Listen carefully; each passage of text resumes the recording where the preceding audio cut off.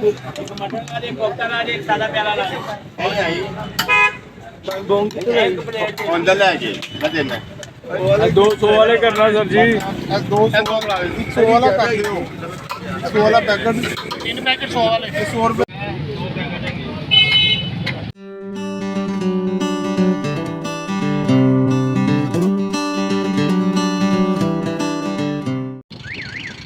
बिस्मिल्लाहिर्रहमानिर्रहीम। अस्सलाम वालेकुम। आज हम जा रहे हैं सलीम भट्ट मटन चने वाले के पास। ये उर्दू बाज़ार के सामने लगाते हैं अपने चने, और लोकेशन आप देख लें। ये राइट साइड पे लोहारी है और लेफ़्ट साइड पे नारकली उर्दू बाज़ार।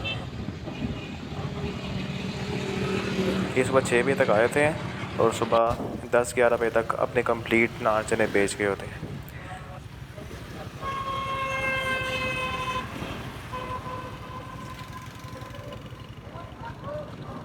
रश काफ़ी ज़्यादा है यहाँ पे, देख सकते हैं आप।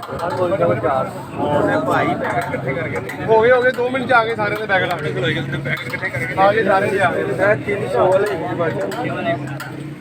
4 पैकेट 100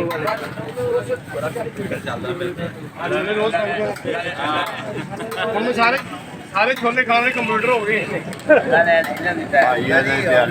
जरा 2-3 फुल मटन एक फुल मटन है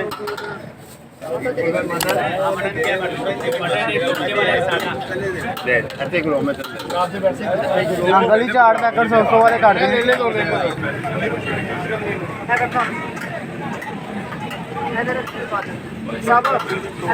सादे पहले 3 सादे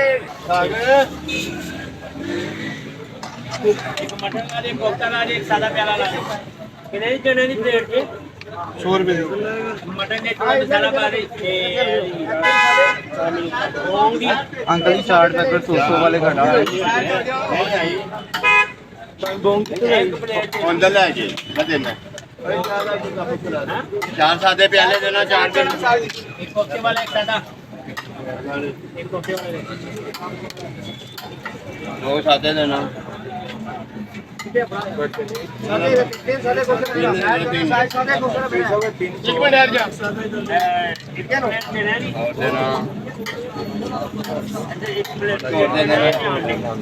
पहले मंगाना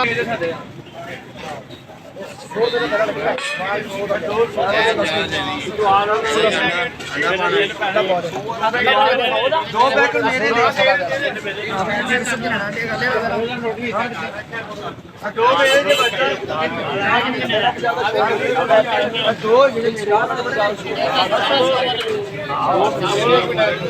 शोरबा नहीं शोरबा आगे आगे आगे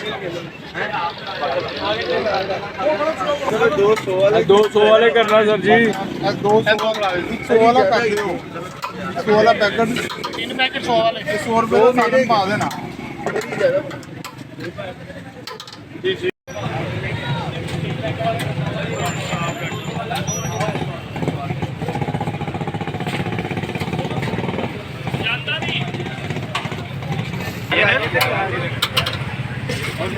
कह रहे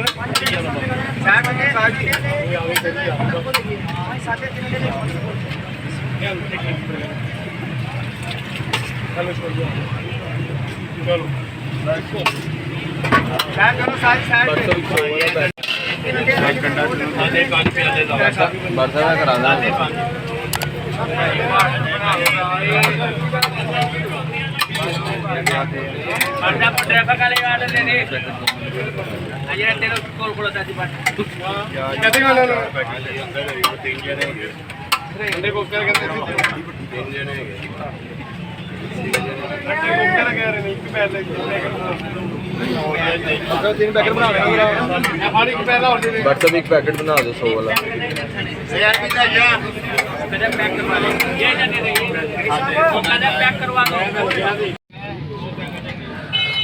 और ये हमारा नाश्ता आ गया है। स्पेशल काली मिर्च वाले चने हैं इनके। नान थोड़ा डिसपॉइंटिंग है कि तिलों वाला कुलचा वाला होता तो यकीनन उसका टेस्ट ज़्यादा होता है। फिर भी हम ट्राई करते हैं आगे।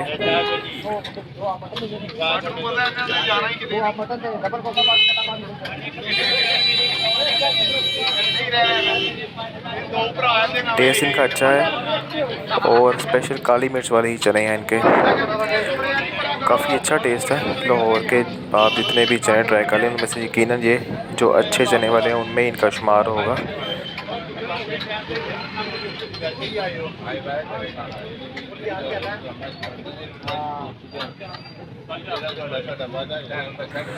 टेस्ट आप कह लें कि अराउंड 8 to 9 आउट ऑफ 10।